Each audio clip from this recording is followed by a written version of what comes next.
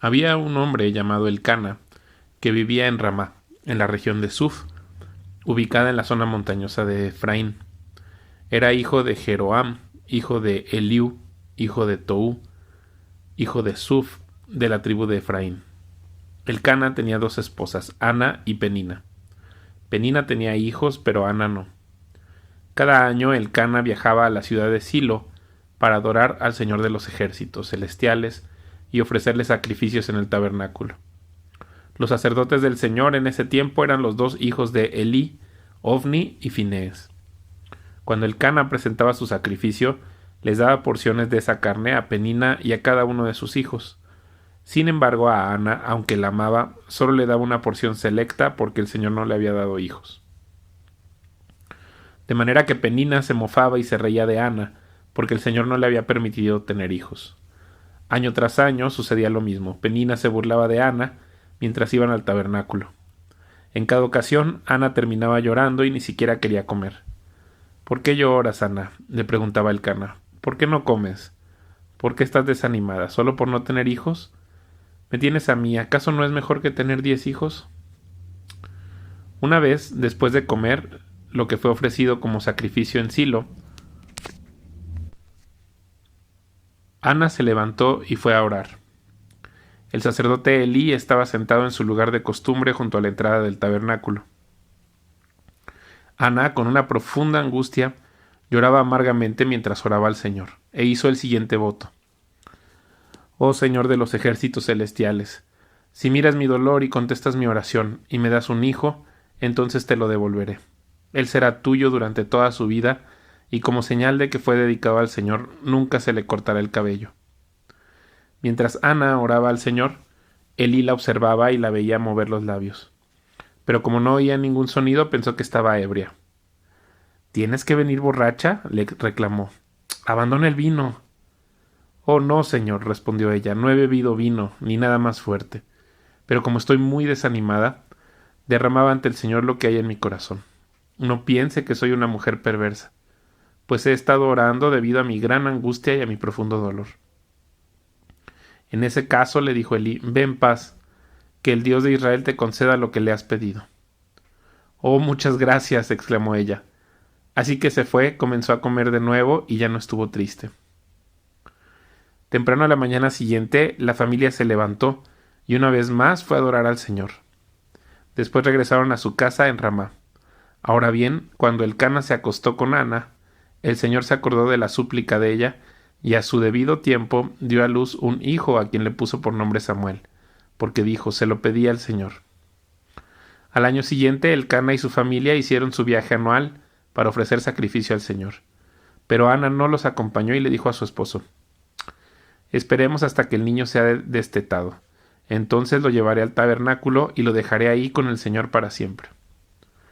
Haz lo que mejor te parezca, acordó Elcana. Quédate aquí por ahora y que el Señor te ayude a cumplir tu promesa. Así que ella se quedó en casa y amamantó al niño hasta que lo destetó. Cuando el niño fue destetado, Ana lo llevó al tabernáculo en Silo. Ellos llevaron un toro de 3 años para el sacrificio, una canasta de harina y un poco de vino. Después de sacrificar el toro, llevaron al niño a Elí. ¿Señor se acuerda de mí?, preguntó Ana. Soy la mujer que estuvo aquí hace varios años orando al Señor. Le pedí al Señor que me diera este niño y él concedió mi petición. Ahora se lo entrego al Señor y le pertenecerá a él toda su vida. Y ahí ellos adoraron al Señor. Luego Ana oró. Mi corazón se alegra en el Señor me ha fortalecido. Ahora tengo una respuesta para mis enemigos. Me alegro porque tú me rescataste. Nadie es santo como el Señor. Aparte de ti no hay nadie, no hay roca como nuestro Dios. Dejen de ser tan orgullosos y altaneros. No hablen con tanta arrogancia, pues el Señor es un Dios que sabe lo que han hecho. Él juzgará sus acciones. El arco de los poderosos está quebrado, y los que tropezaban ahora son fuertes. Los que estaban bien alimentados ahora tienen hambre, y los que se morían de hambre ahora están saciados. La mujer que no podía tener hijos ahora tiene 7, y la mujer con muchos hijos se consume. El Señor da tanto la muerte como la vida, a unos baja a la tumba y a otros levanta. El Señor hace a algunos pobres y a otros ricos, a unos derriba y a otros levanta. Él levanta al pobre del polvo y al necesitado del basurero.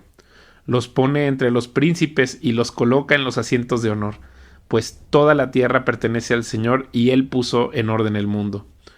Él protegerá a sus fieles, pero los perversos desaparecerán en la oscuridad.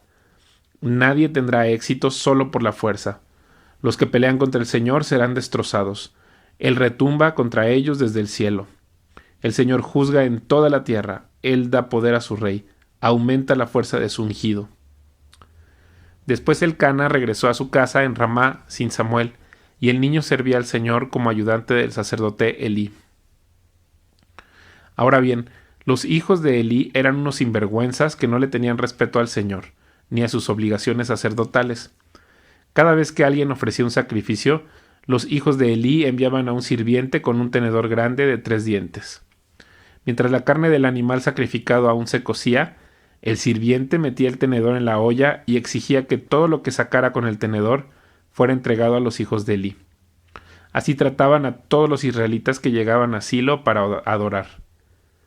Algunas veces el sirviente llegaba aún antes de que la grasa del animal fuera quemada sobre el altar. Exigía carne cruda antes de que hubiera sido cocida para poder asarla.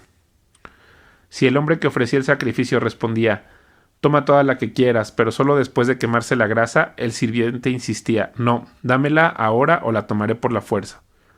Así que el pecado de estos jóvenes era muy serio ante los ojos del Señor, porque trataba las ofrendas del Señor con desprecio. Pero Samuel, aunque era solo un niño, servía al Señor. Vestía una túnica de lino como la del sacerdote. Cada año su madre le hacía un pequeño abrigo y se lo llevaba cuando iba con su esposo para el sacrificio. Antes de que ellos regresaran a su casa, Elí bendecía a Elcana y a su esposa, diciendo: «Que el Señor les dé otros hijos para que tomen el lugar de este que ella entregó al Señor». Entonces el Señor le dio a Ana 3 hijos y 2 hijas. Entre tanto, Samuel crecía en la presencia del Señor. Ahora bien, Elí era muy viejo, pero estaba consciente de lo que sus hijos le hacían al pueblo de Israel. Por ejemplo, sabía que sus hijos seducían a las jóvenes que ayudaban a la entrada del tabernáculo. Elí les dijo: «He oído lo que la gente dice acerca de las cosas perversas que ustedes hacen, porque siguen pecando. Basta, hijos míos.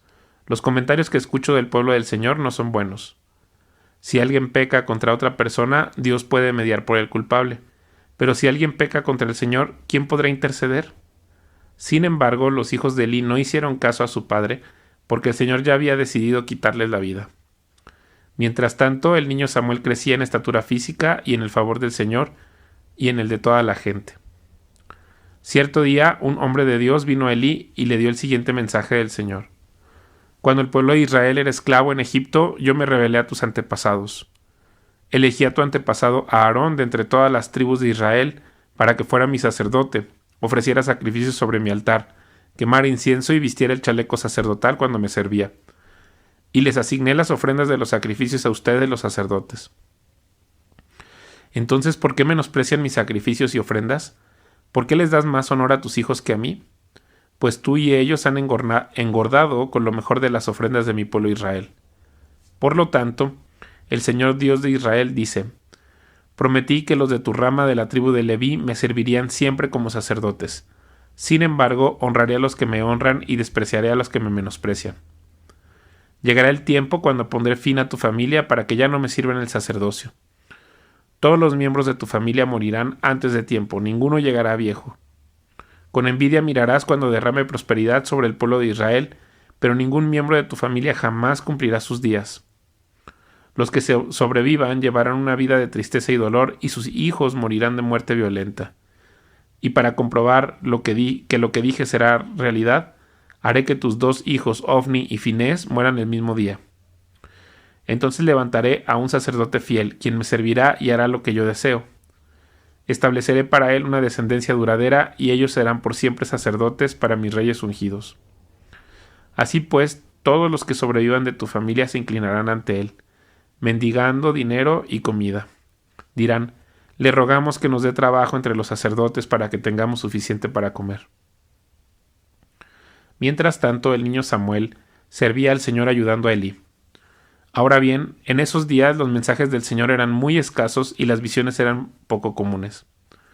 Una noche, Elí, que para entonces estaba casi ciego, ya se había acostado. La lámpara de Dios aún no se había apagado y Samuel estaba dormido en el tabernáculo, cerca del arca de Dios. De pronto el Señor llamó: «Samuel». «Sí», respondió Samuel, «¿qué quiere?». Se levantó y corrió hasta donde estaba Elí. «Aquí estoy, ¿me llamó usted?».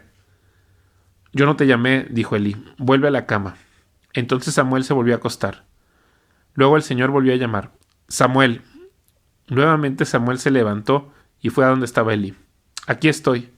¿Me llamó usted?». «Yo no te llamé, hijo mío», respondió Elí, «vuelve a la cama».